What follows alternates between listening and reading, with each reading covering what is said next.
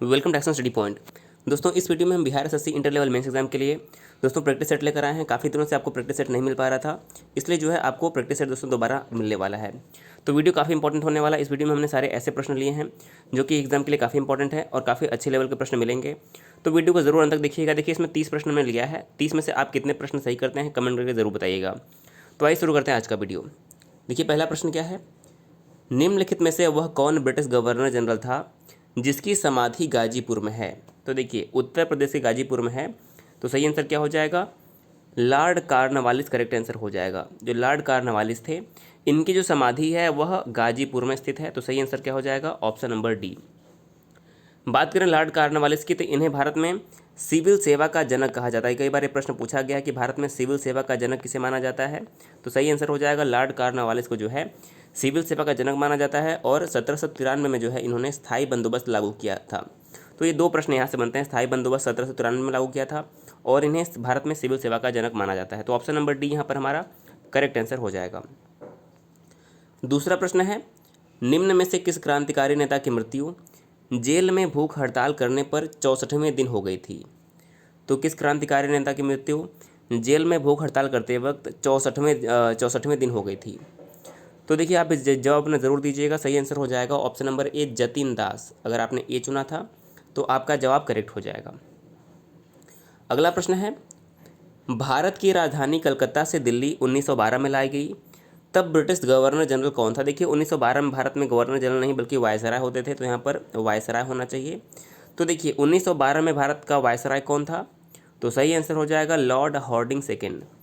देखिए, भारत की राजधानी 1911 में जो है कलकत्ता से दिल्ली में लाने की घोषणा जॉर्ज पंचम के द्वारा की गई थी, जब दिल्ली दरबार लगाया गया था, और ये लागू हुआ था 1912 में। तो उस समय भारत के वायसराय कौन थे, Lord Harding second. Option number यहाँ पर बी जो है हमारा राइट आंसर हो जाएगा। अगला प्रश्न देखिएगा, सूची 1 को सूची 2 से सुमेलित कीजिए और कूट द्वारा अपने उत्तर का चयन करना है। देखिए, ऐसे प्रश्न का उत्तर देने के लिए आपको चारों ऑप्शन पता होना बहुत ज़रूरी है, तो ऐसे प्रश्न आपके एग्जाम में देखने को ज़रूर मिलेंगे। पहला दिया हुआ कि दास प्रथा का अंत कब हुआ था। तो देखिए, जो दास प्रथा का अंत हुआ था वो हुआ था 1562 में। सही आंसर क्या हो जाएगा, 1562 में दास प्रथा का अंत हुआ था। देखिए, ये सभी घटनाएं अकबर से संबंधित हैं। अकबर ने दास प्रथा का अंत किया था। तीर्थ यात्रा कर समाप्त कब हुआ था, तो ये सही आंसर हो जाएगा 1563 में जो है अकबर ने तीर्थ यात्रा कर समाप्त कर दिया। अगला अगर हम बात करें कि मजहर की घोषणा अकबर ने कब की, तो अकबर ने 1579 में जो है मजहर की घोषणा की थी। और दिन ए इलाही की घोषणा कब हुआ था, तो अकबर ने 1582 में जो है दिन ए इलाही की घोषणा की थी। तो इस हिसाब से अगर हम देखें तो हमारा ऑप्शन नंबर जो बी है, कूट, जो है करेक्ट आंसर हो जाएगा। तो ऐसे प्रश्न आपके मेंस एग्जाम में देखने को मिल सकते हैं, तो आपको अपनी तैयारी जो है जारी रखनी चाहिए। अगला प्रश्न देखिएगा, दिल्ली के पुराने किले का निर्माण किसने करवाया था। जो दिल्ली में पुराना किला है उसका निर्माण किसने करवाया था, तो इस प्रश्न का सही आंसर हो जाएगा शेर शाह सूरी ने जो है दिल्ली में पुराने किले का निर्माण करवाया था। तो यहाँ पर सी जो है करेक्ट आंसर हो जाएगा। अगला प्रश्न है, पृथ्वी की आकृति गोल नहीं है वरन यह ध्रुवों पर चपटी और भूमध्य रेखा पर उभरी हुई है, इसका कारण क्या है। तो देखिए, इसका सही कारण हमारा हो जाएगा पृथ्वी के घूर्णन के कारण। पृथ्वी के घूर्णन के कारण जो है यह ध्रुवों पर चपटी और भूमध्य रेखा पर उभरी हुई नजर आती है। तो यहाँ पर हमारा सही आंसर क्या हो जाएगा, ऑप्शन नंबर बी यहाँ पर हमारा करेक्ट आंसर हो जाएगा। अगला प्रश्न है, निम्नलिखित युग्मों में ज्वालामुखी और उनके स्थानों के नाम दिए गए हैं, इनमें से कौन सही नहीं है। तो चार ऑप्शन में से एक गलत है, उसी को आपको चुनना है। तो देखिए, जो सेंट हेलेंस ज्वालामुखी है ये अमेरिका में है, बिल्कुल सही है।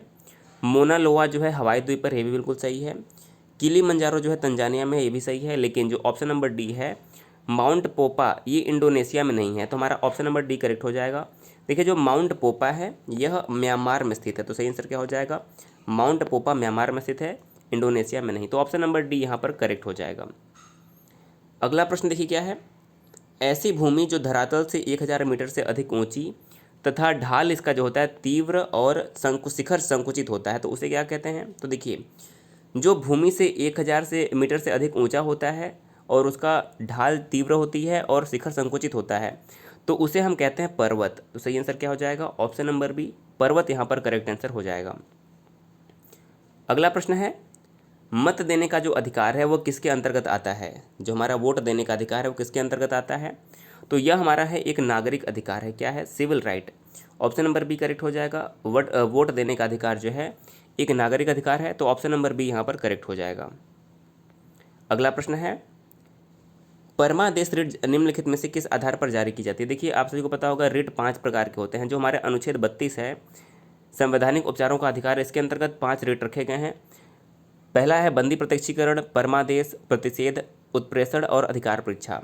तो अगर हम बात करते हैं परमादेश कब जारी होता है, तो हमारा सही आंसर हो जाएगा ऑप्शन नंबर ए।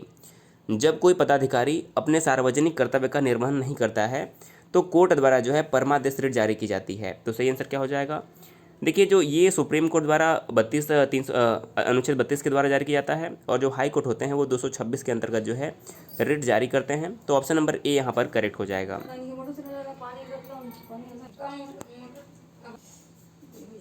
तो अगला प्रश्न देखिए क्या है, राष्ट्रपति के उम्मीदवार के लिए निम्नलिखित में से क्या आवश्यक है? तो देखिए राष्ट्रपति के उम्मीदवार के लिए आवश्यक योग्यता क्या है? तो देखिए पहली बात तो होना चाहिए उसे 50 सदस्य प्रस्तावक व 50 सदस्य जो है अनुमोदक चाहिए। तो सही आंसर क्या हो जाएगा? राष्ट्रपति की उम्मीदवारी के लिए 50 सदस्य प्रस्तावक होने चाहिए और 50 सदस्य जो है अनुमोदन करने वाले होने चाहिए। और बात करें कि राष्ट्रपति के चुनाव किस अनुच्छेद के अंतर्गत आती है, तो अनुच्छेद 54 के अंतर्गत जो है राष्ट्रपति के चुनाव की प्रक्रिया आती है। तो ये भी आपको याद रखना है।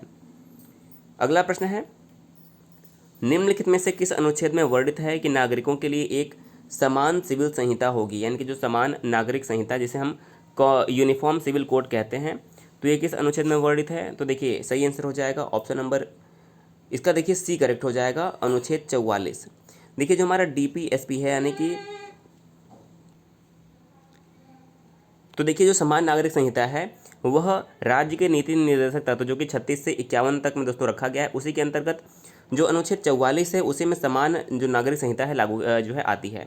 बात करें कि भारत का एकमात्र राज्य कौन सा है जहाँ पर यूनिफॉर्म सिविल कोड यानी कि समान सिविल संहिता लागू है, तो वो हमारा हो जाएगा गोवा। गोवा में ही केवल जो है समान नागरिक संहिता लागू है और कहीं पर लागू नहीं है। अगला प्रश्न है, वायुमंडल में सबसे अधिक ओजोन कहाँ पर केंद्रित है? देखिए जो वायुमंडल में हमारा ओजोन है वो सबसे अधिक कहाँ पर केंद्रित है?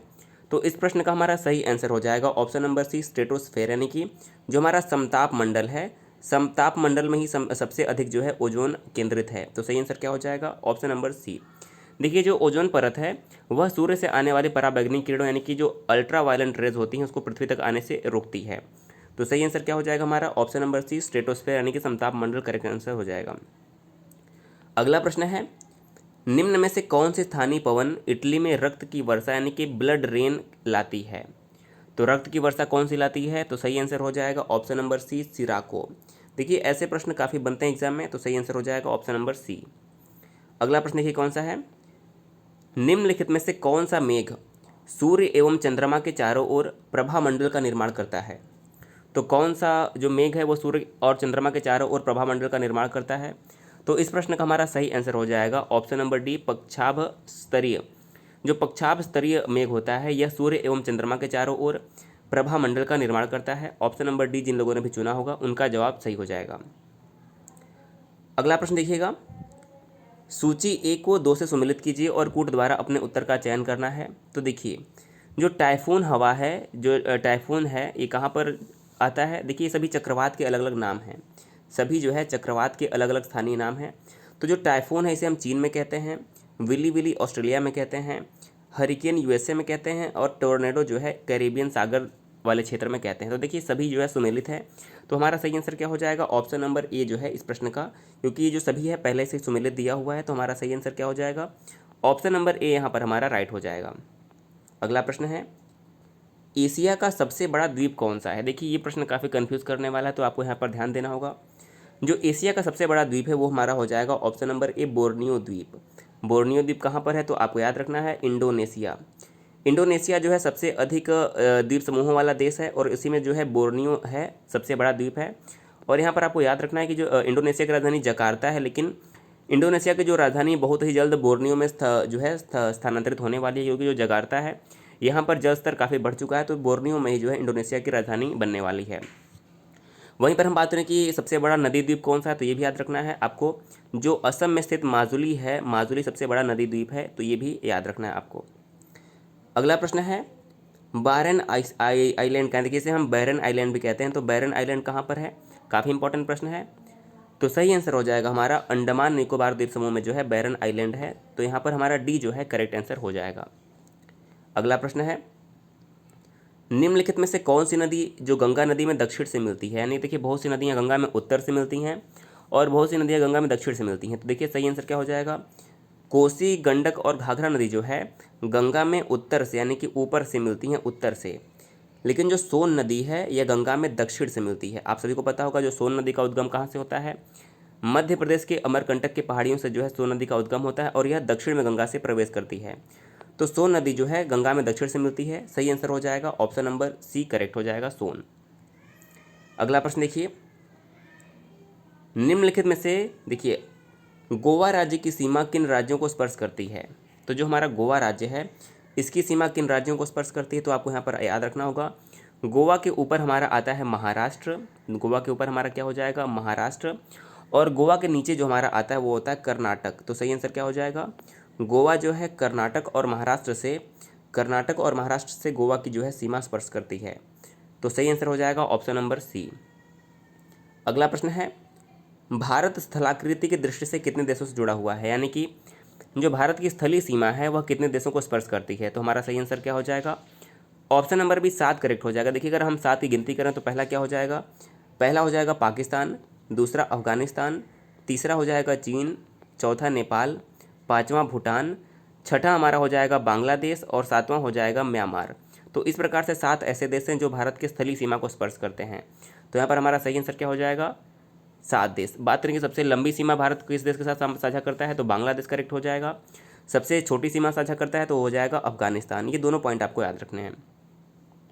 अगला प्रश्न है हंटर वैली कोयला क्षेत्र कहाँ पर स्थित है, तो जो हंटर वैली कोयला क्षेत्र है यह ऑस्ट्रेलिया में स्थित है, सही आंसर क्या हो जाएगा option number D, Hunter valley कोयला क्षेत्र जो है ये ऑस्ट्रेलिया में स्थित है, ऑप्शन नंबर डी करेक्ट हो जाएगा।